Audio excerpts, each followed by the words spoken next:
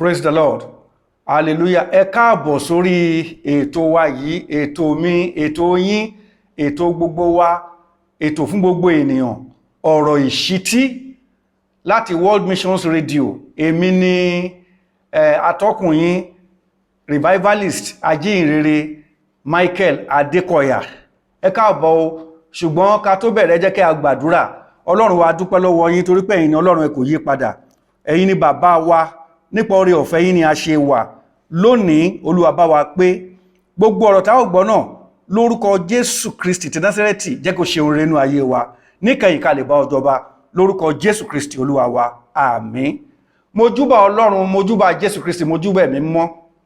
Mo dẹ̀ júbà àwọn bàbá wa, bàbá Babalọ́lá, bàbá Apostoli Babalọ́lá, bàbá wa Joseph Akínyẹlé, àwọn bàbá wa Samuel Ajayi Crowther. Ẹ má jẹ́ ká máa gbàgbé àwọn bàbá yìí.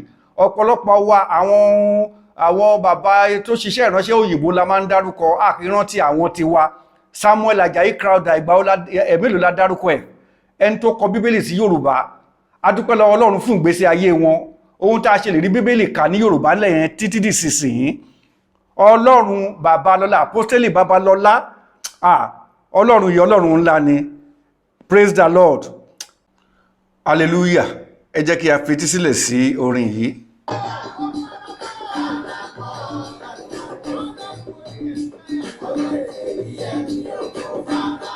Mo fara mọ́ Ọlọ́run Babalọ́lá. Ó mi yé.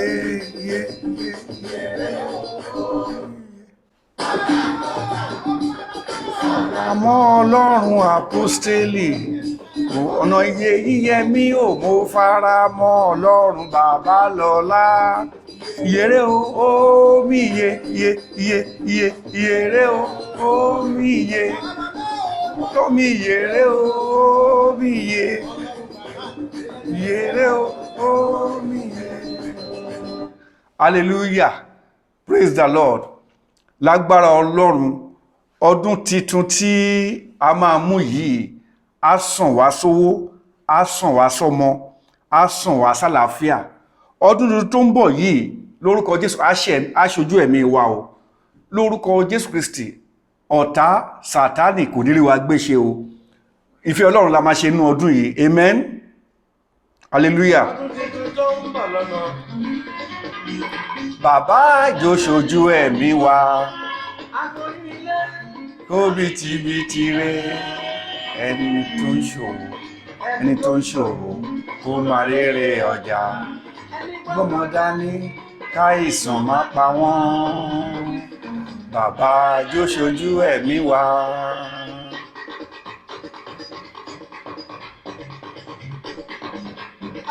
Ọdún yìí àyàbò. Ọdún 2022 àyàbò fún wa lórúkọ Jésù o. Iye ní tiwa àníkú lórúkọ Jésù láti lè ròyìn iṣẹ́ Olúwa. Ọdún yìí àmìrin gidi, pèrègèdè láòyè láti World Missions Radio ti Michael Adékọ̀yà World Missions Crusades. Láti ń bá yín yọ̀ wípé ọdún tó ń bọ̀ yìí ó máa yabo fún wa lórúkọ Jésù Kristi. Pèrègèdè láòyè. Hallelujah.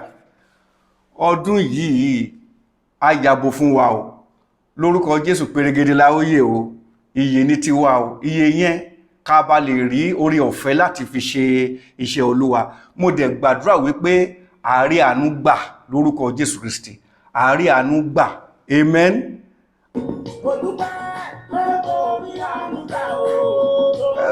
Ṣé gbogbo ènìyàn ló rí àánú gbà o? Mo dúpẹ́ pé mo rí àánú gbà o. Mo dúpẹ́ pé mo rí àánú gbà o. Torí kì í ṣe gbogbo ènìyàn ló rí àánú. Dúpẹ́ lọ́wọ́ Ọlọ́run nítorí pé o rí àánú gbà. Hallelujah. Ó yẹ ká dúpẹ́ lọ́wọ́ Ọlọ́run torí pé a rí àánú gbà.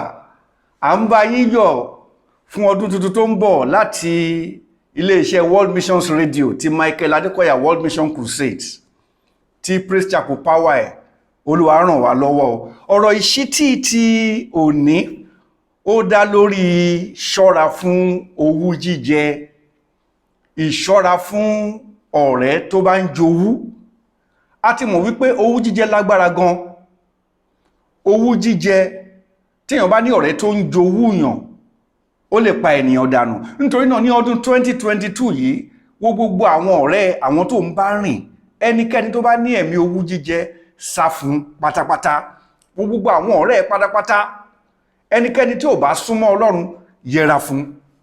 Ẹnikẹ́ni tí ò bá fẹ́ràn Ọlọ́run 2022 yẹra fún. Ẹnikẹ́ni tó lè kó bá ẹ yẹra fún. Praise the Lord. Mo fẹ́ ká kọjá sí inú ẹsẹ̀ Bíbélì yìí, inú ìwé Genesis chapter 37 orí kẹtàdínlógójì. Genesis chapter 37 láti verse 19 orí ẹsẹ̀ ìkọkàndínlógún. Nígbàtí Joseph lálàá, ó rọ́ àlá ẹ̀. Nígbàtí ó rọ́ àlá ẹ̀, àwọn arákùnrin ẹ̀ wọ́n bẹ̀rẹ̀ sí ní jowú ẹ̀. Ìwọ ti mọ irú àlá tó lá, ó ti mọ irú ibi tó ń lọ, ó ti mọ orí ọ̀fẹ́ tọ́lọ́run fún ẹ. Ó dẹ̀ sì mọ̀ pé àwọn èèyàn kan máa jowú ẹ.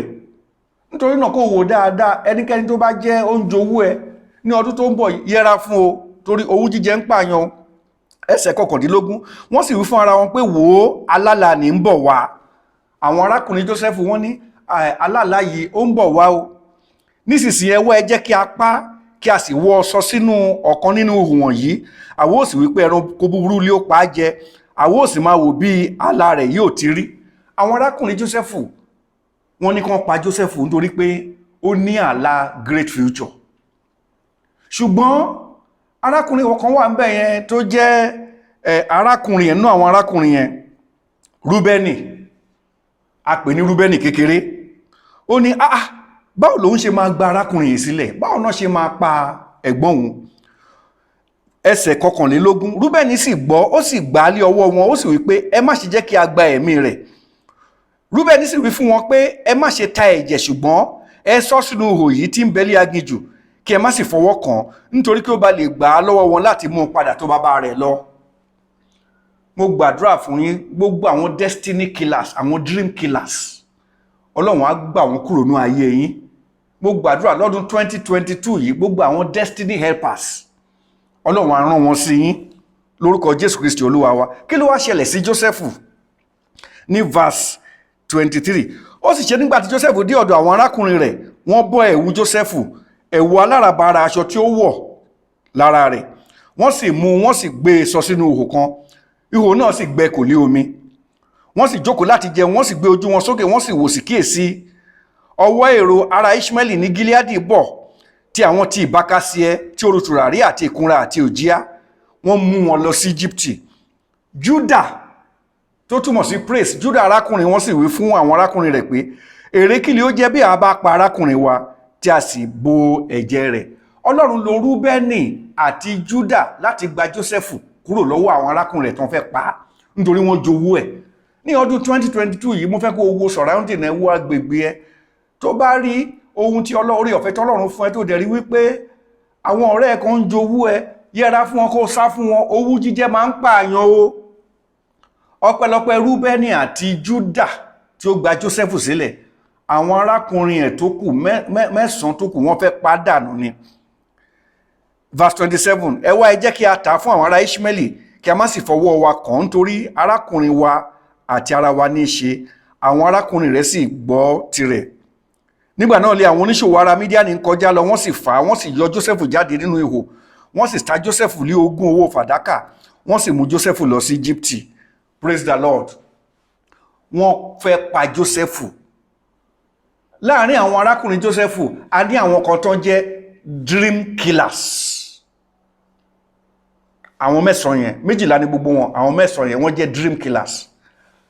Àwọn méjì nínú wọn, Rúbẹ́nì àti Judah, wọ́n jẹ́ dream helpers, destiny helpers, àwọn tó ń ṣe ìrànlọ́wọ́ fún ọjọ́ iwájú ènìyàn.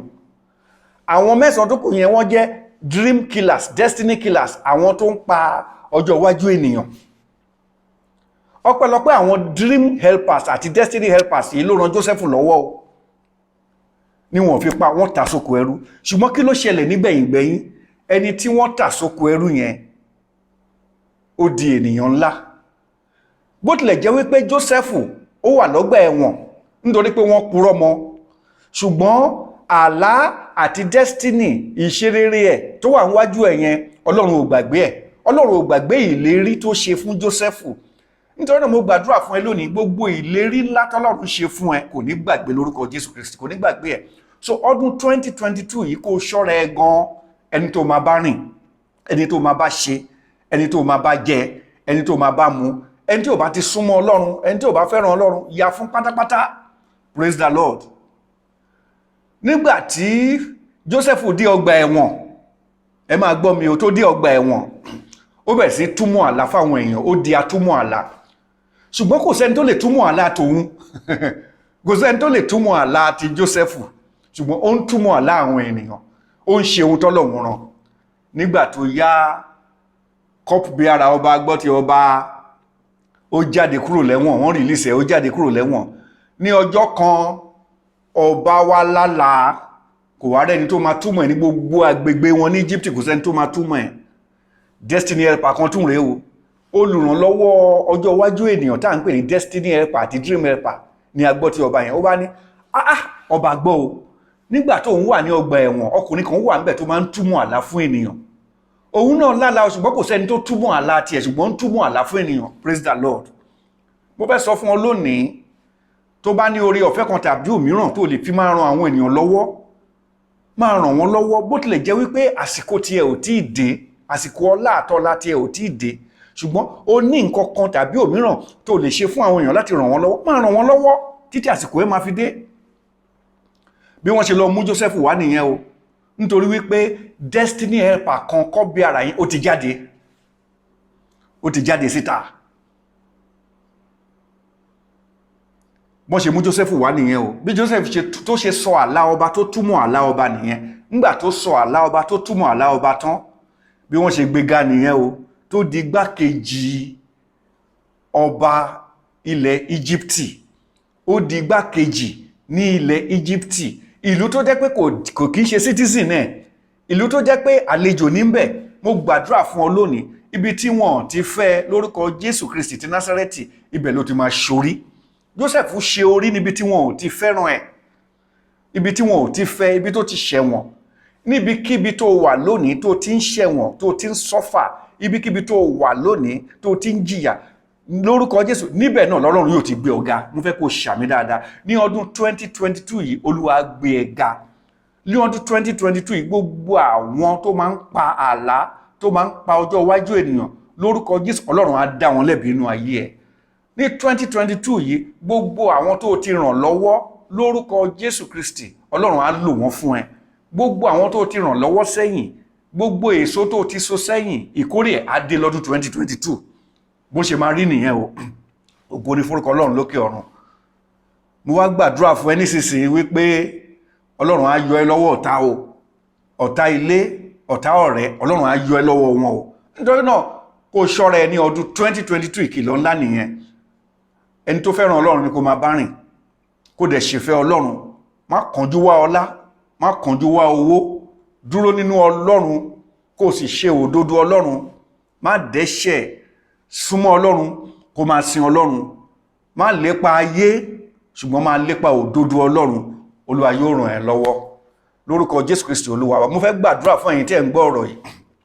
Mo fẹ́ kẹ́ fọwọ́ sí ọkàn àyà yín kí n gbàdúrà fún yín. Ìwọ tó ti mọ̀ Jésù Kristi gẹ́gẹ́ bí Olúwa àti Olùgbàlà, mo fẹ́ gbàdúrà fún ẹ. Ìwọ tó ti mọ̀ Jésù sọ pé Jésù Kristi ọmọ Ọlọ́run, mo dúpẹ́ lọ́wọ́ yín torí pé ẹ̀yin lẹ kú fún mi, ẹ kú fún ẹ̀ṣẹ̀ mi. Mo gbà yín gbọ́ nítorí pé ẹ wá sí ayé láti kú fún mi. Látòní lọ, mo fi ẹnu mi jẹ́wọ́, mo fi ọkàn mi gbàgbọ́ pé Jésù Kristi l'Olúwa àti Olùgbàlà mi. Látòní lọ, a dárí gbogbo ẹ̀ṣẹ̀ mi jì mí, a pa ẹ̀ṣẹ̀ mi rẹ́ pẹ̀lú ẹ̀jẹ̀ Jésù Kristi. A kọ orúkọ mi sínú ìwé ìyè. Nígbà tí Jésù Olúwa bá dé, èmi ò bá jọba. Ẹ̀mí mímọ́ ràn mí lọ́wọ́ láti máa ṣe ìfẹ́ Ọlọ́run lórúkọ Jésù Kristi Olúwa wa. Àmín, àmín àti àmín lórúkọ Jésù. Tí o bá ní any gospel church lẹ́gbẹ̀ẹ́ ilé ẹ, o lè máa lọ ìjọ ìhìnrere.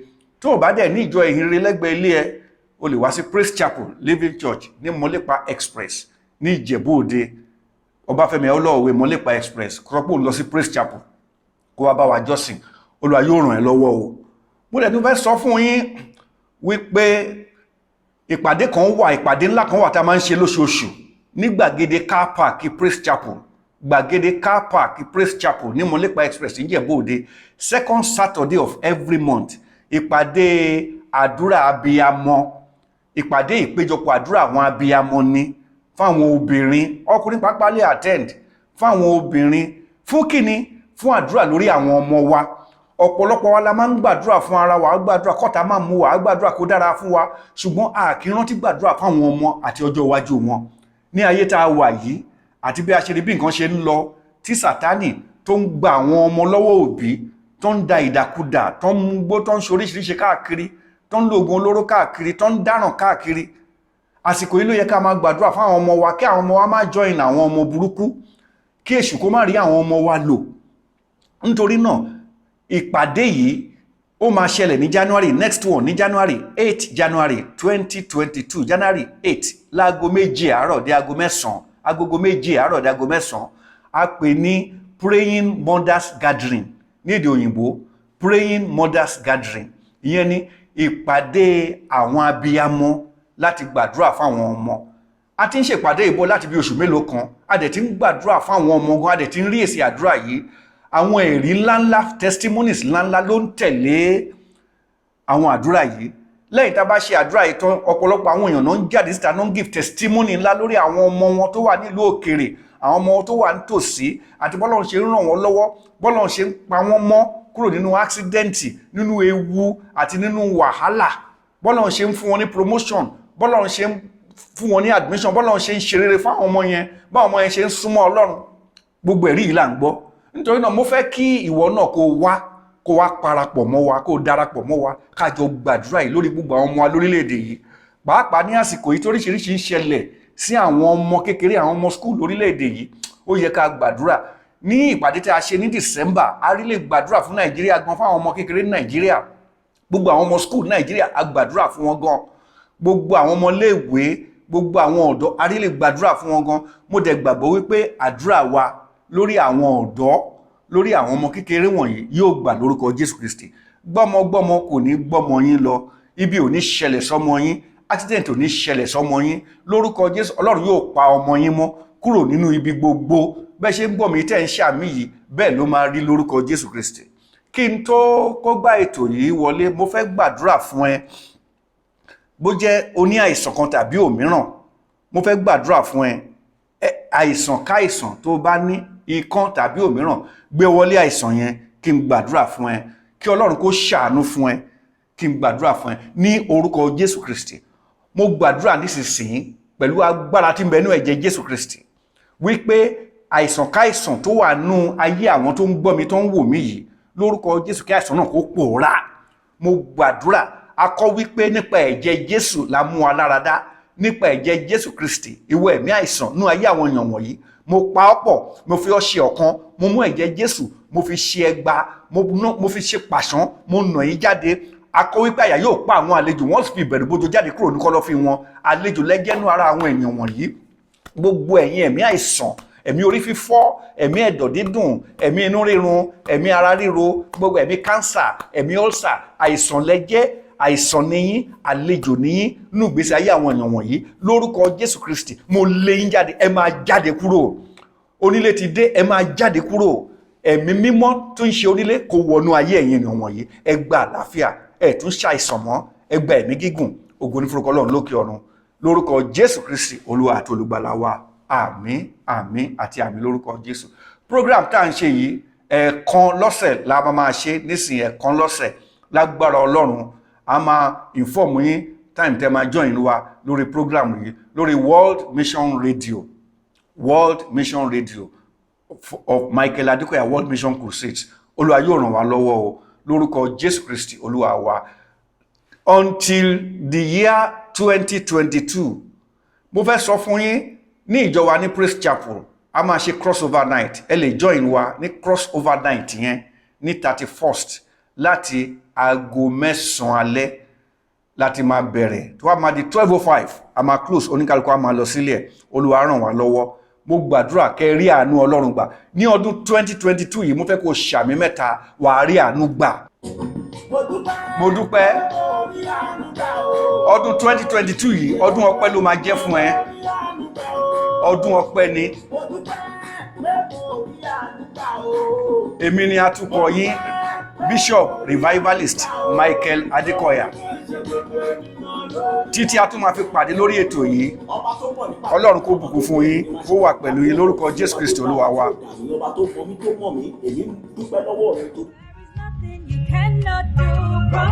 Praise Chapel Living Church ń pè ọ́ síbi ìpàdé àdúrà tí a pè ní abiyamọ níbi tí gbogbo abiyamọ yóò ti máa fàdúrà lákòókò ọjọ́ ọ̀la àwọn ọmọ wọn nípasẹ̀ ìtọ́ni ẹ̀mí mímọ́ gbogbo ọjọ́ sátidé kejì nínú oṣù every second Saturday of the month ní dédé aago 7 òwúrọ̀ by 7 a.m. host Bishop Michael Adekoya ni ó máa fàdúrà ṣiṣẹ́ ìránṣẹ́ o. You can also worship with us every Sunday for worship service and impactful Sunday school. Monday shower of blessing to ìbùkún by 6:30 a.m. Tuesday is for prevailing prayer meeting. Níbi tí a ti máa gbàdúrà lédè Yorùbá. Ṣùgbọ́n aṣẹ́ tó ń dẹ́ á sì gbàtú sílẹ̀ ní mọ́nà wá. And every Friday, workers impartation service and Bible school. Gbogbo ẹ̀. Ó di inú ìjọ Praise Chapel Church. Number 1 Praise Chapel Avenue off Molipa Express. Ìjẹ̀bú-Òde, Ogun State. For prayers and counseling, call 0903-000-2730. Praise Chapel Living Church. A place for the whole family to connect. Jesus is Lord.